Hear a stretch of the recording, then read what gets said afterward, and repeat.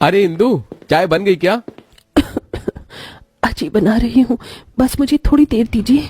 हे भगवान, सारे के सारे उपले ओस में भीगे हुए हैं, जल भी नहीं रहे। तभी अपनी गरीब भाभी इंदु को चूल्हा जलाने में परेशान होता देखकर योगिता ठंड में बाहर जाकर कुछ सूखे पत्ते बीन कर ले आती है। ये लो भाभी माँ। अरे योगिता, तुम ये सूखे पत्ते कहाँ से ले आई? बाहर कितनी ठंड पड़ रही है, तुम्हें सर्दी लग जाती तो। इंदु अपनी गरीब नंद योगिता से बहुत प्यार करती है और भाई मोहन की तो अपनी बहन में जान बसती है, मगर मोहन बड़ी मुश्किलों से एक अकेला अपनी बीवी और बहन के लिए कमाने वाला है, जो कि सरकारी दफ्तर में चाय पिलाकर किसी तरह घर का खर्चा चला रहा है। इंदु, जल्दी से केतली में चाय डालकर दे दे, देरी मत कर। तुझे पता है ना, सरकारी दफ्तर से आज नई कलेक्टर बाबू आने को हैं। हाँ, ये लीजिए। मोहन उस कड़कड़ाती ठंड में चाय की केतली लेके कपकपाते हुए आ जाता है। उसका मन चिंता में घुला जा रहा था। पता नहीं ये नए कलेक्टर बाबू कैसे होंगे, कहीं ये पहले वाले कलेक्टर बाबू की तरह गाली गलौज न दे। मगर उनकी गाली गलौज खाने के सिवा मुझ गरीब के पास कोई और दूजा चारा भी नहीं। रोटी भी तो कमानी है और योगिता की शादी भी करनी है। मोहन की बातों में उसकी गरीबी लाचारी साफ दिख रही थी। वो दफ्तर के अंदर पहुंचा, जहां सामने कुर्सी पर महंगी सी सफेद शर्ट कोट पैंट में आदित्य बैठा था। तभी कपकपाते हुए दरवाजे से मोहन बोला, साहब जी, चाय लाया हूं। हाँ जी, अंदर आ जाइए। तभी चाय देते हुए मोहन के हाथ से चाय छलक गई। मोहन घबराकर गमछे से कलेक्टर की शर्ट साफ करने लगा। माफ कर दीजिएगा कलेक्टर बाबू, मेरी वजह से आपकी इतनी महंगी शर्ट खराब हो गई। मुझे नौकरी से मत निकालिएगा, बड़ा ही गरीब आदमी हूँ, बहन की शादी करनी है, वो गलती हो गई। आदित्य कुर्सी से उठा और बड़ी विनम्रता से मोहन को कुर्सी पर बैठने को कहा। अरे यहां बैठिए, ये लीजिए चाय पीजिए, देखिए आप कांप रहे हैं। इसके बाद आदित्य ने अपना महंगा कोट भी गरीब मोहन को पहना दिया। मोहन ने घर आकर यह बात इंदु और योगिता को बताई। कलेक्टर बाबू बड़े ही दिलदार आदमी हैं। इंदु, काश के हमारी योगिता के लिए उनके जैसा वर मिल जाए।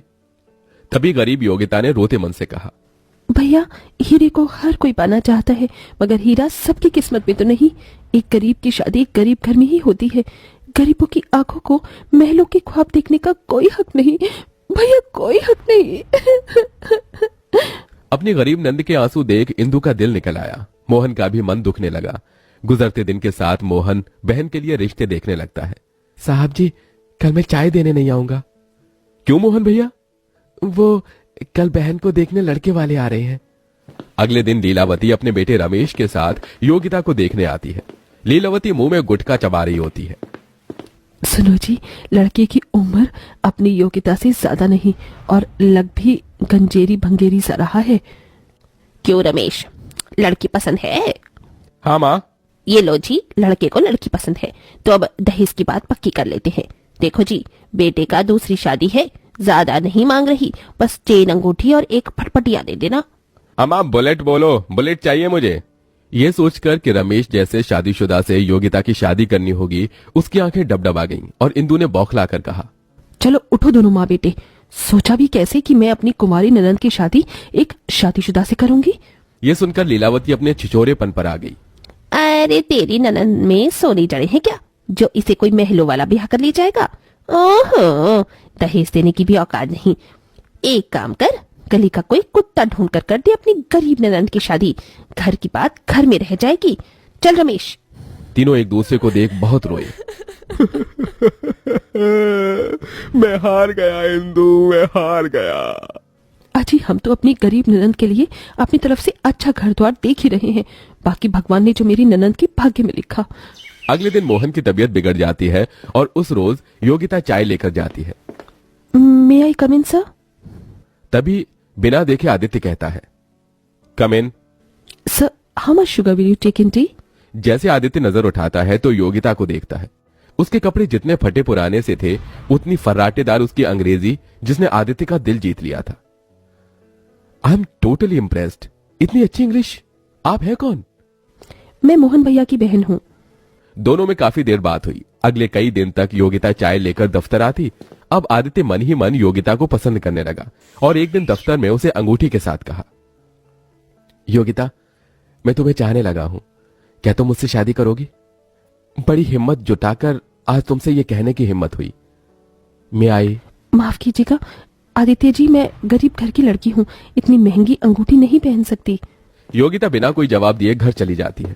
अगले दिन आदित्य अपनी मां वसुंधरा के संग उसके भैया भाभी से हाथ मांगने आता है, जहां वसुंधरा राजघराने से महंगी साड़ी पहने गहनों में लदी शगुन के साथ आई। जी माँ जी, कहिए किससे मिलना है आपको? लगता है आप गलती से भटक कर मुझ गरीब के घर आ गई हैं। बेटी, घर भी ठीक है और इरादा भी। मेरी झोली में अपनी ननद को डाल दो। भाभी, मैं आपकी नंद को अपने महलों की दुल्हन बनाना चाहता हूँ, बस आप दोनों का आशीर्वाद चाहिए। ये सुनकर मोहन और इंदु योगिता के लिए बहुत खुश हुए। इंदु ने रोते हुए कहा, माँ जी, मैं चाहती थी कि मेरी गरीब ननद को ऐसा घर द्वार मिले जहाँ वो सुख से रहे, मगर कभी नहीं सोचा था कि भगवान एक दिन उसे महलों की दुल्हन बना देगा। इसके बाद वसुंधरा अपने गले से महंगा सा नौलखा हार उतार कर योगिता के गले में पहनाती है और मोहन इंदु दिन रात मेहनत करके पैसे जोड़कर योगिता की शादी करते हैं, जहां फूलों से सजी महंगी गाड़ी में उसकी विदाई उसके गरीब मिट्टी के घर से होती है। भैया भाभी, आप दोनों ने मुझ गरीब को जितना दुलार मान दिया, मैं उसके लिए जीवन भर आभारी हूँ।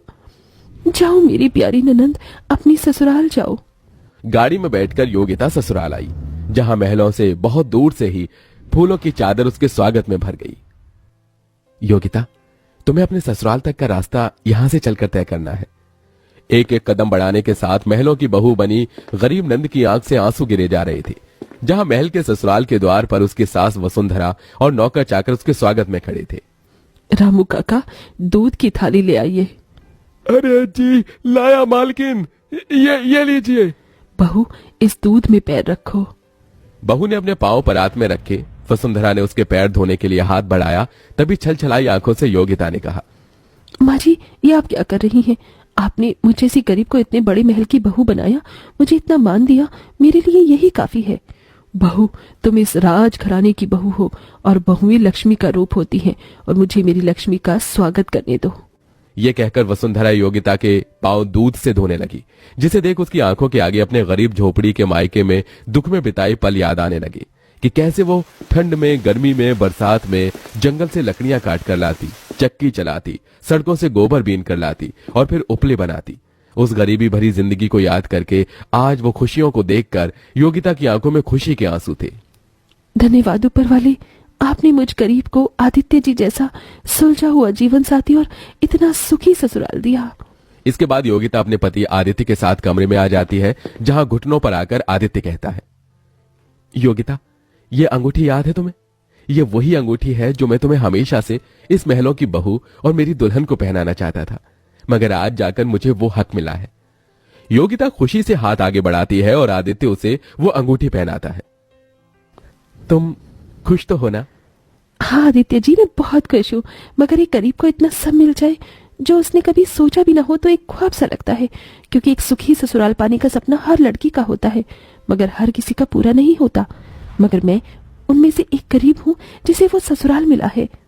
कहते कहते योगिता अपने आंसू रोक नहीं पाती, पर आदित्य उसे हर खुशी देता है और वो अपने महलों से ससुराल में सुख से रहने लगती है। वहीं उसके गरीब भैया भाभी भी उसे महलों का ससुराल मिलने के लिए बहुत खुश थे।